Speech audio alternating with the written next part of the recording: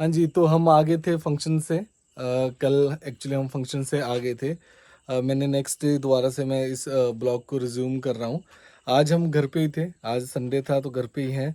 आज वापस चंडीगढ़ को चले जाएंगे थोड़ी देर के अंदर। तो अभी मैं ना आपको अपने बचपन का ग्राउंड दिखाता हूँ जहाँ पे हम बचपन में खेला करते थे। तो ये है हमारा बचपन का ग्राउंड, हम क्रिकेट खेला करते थे और भी बहुत छोटी छोटी सी एक्टिविटीज़ रहती थी जिसको कि जो यहाँ पे खेला करते थे। अब over the period of time सभी लोग बाहर चले गए हैं और आज के बच्चे आपको पता ही है कि मैक्सिमम वो मोबाइल्स पे ही हो चुके हैं। तो यहाँ पे पूरा घास ही घास हो रखा है।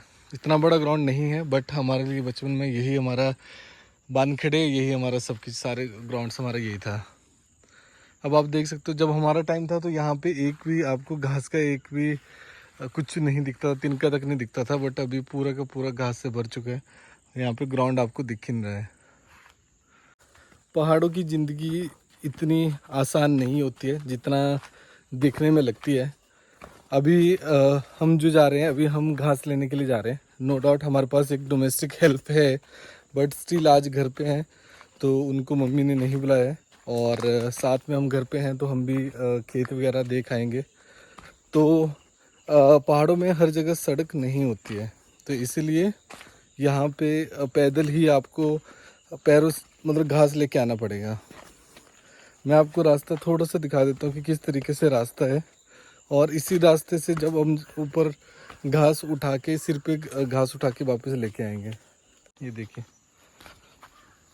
बारिश की वजह से और ज़्यादा डिफ़िकल्ट हो जाता है क्योंकि सीमेंट है और सीमेंट पे फिसलन बहुत ज़्यादा हो जाती है।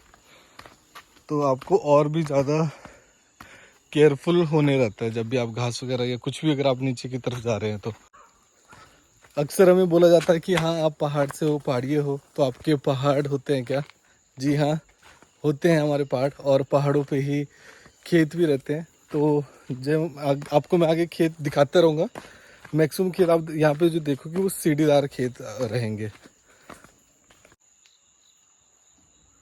अब जैसे जैसे लोग शहरों की तरफ जाना शुरू कर गए हैं तो यहाँ पे आप देखोगे कि हर खेत के साथ साथ बहुत सारे पेड़ हो चुके हैं। ऑलमोस्ट ही जंगल बन चुका है। तो पहले ऐसा नहीं होता था। पहले ये रास्ता जो है ये भी बहुत अच्छे से मेंटेन रहता था। अभी हर जगह घास ही घास है। बरसात भी है, बरसात की करके यहाँ पे घास भी बहुत ज़्यादा हो गया। बट लोगों ने जैसे कि पशु पालना भी बंद कर दिया है तो घास अभी बहुत ज़्यादा हो गया क्योंकि लोग यहाँ पे इस रास्ते में आते नहीं, चलते नहीं, बहुत कम चलते हैं। तो ये देखिए, आप यहाँ पे आपको समझ ही नहीं आएगा कि खेत कहाँ पे है। देखिए इस साइड भी हमारा खेत है और बट जिस खेत के लिए हम जा रहे हैं वो लेफ्ट हैंड साइड है। यहाँ आगे से यहाँ नीचे वाली साइड भी हमारे खेत है।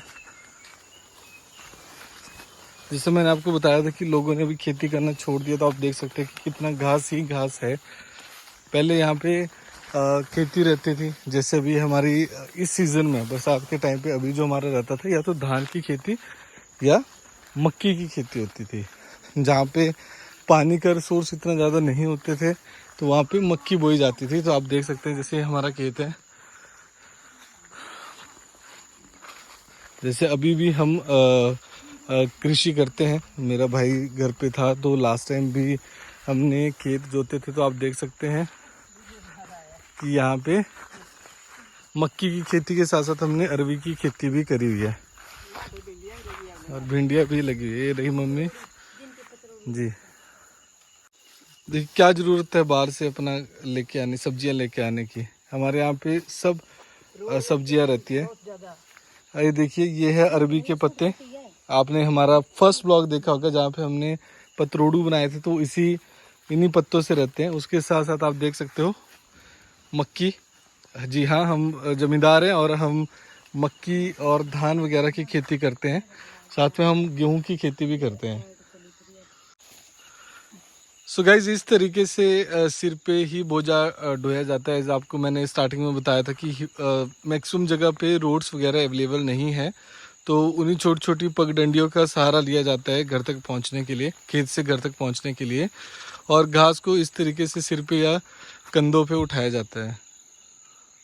तो अभी जहाँ से मैं आया था अब आप देख सकते हो कि हमें ये पूरी चढ़ाई यहाँ से चढ़ के हमें वहाँ ऊपर आप देखोगे घर आपको इसमें नहीं दिख रहे हैं क्योंकि बहुत सारे पेड़ हैं, बट काफ़ी डिस्टेंस है जो हमें बस इस तरीके से ही हमें ट्रैवल करना रहेगा।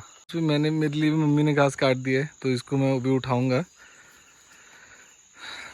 क्या करें सर, करना पड़ता है, अदरवाइज़ ये भी एक जंगल बन जाएगा किसी समय पे।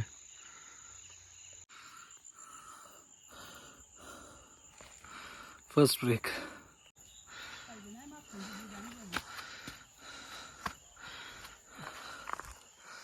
गाइस बहुत सारे मच्छर है।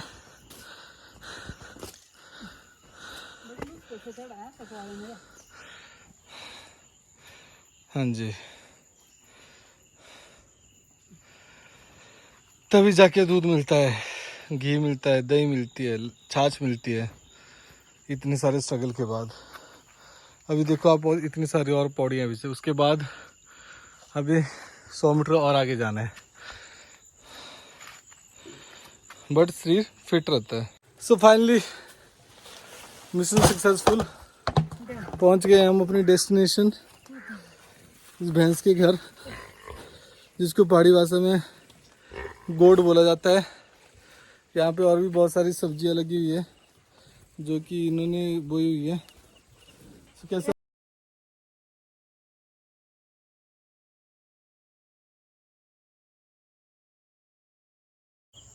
सो गाइज अभी तैयारी हो रही है वापस चंडीगढ़ जाने के लिए।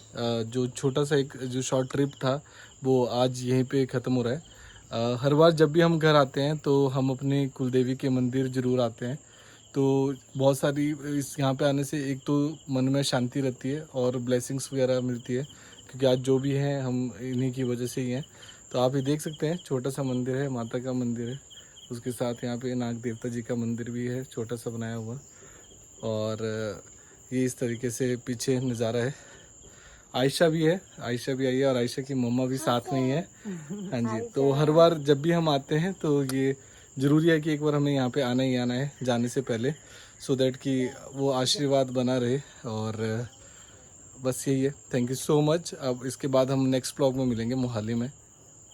स्टे ट्यून्ड, सब्सक्राइब करें हमारे चैनल को और ज़्यादा से ज़्यादा शेयर करें। Thank you.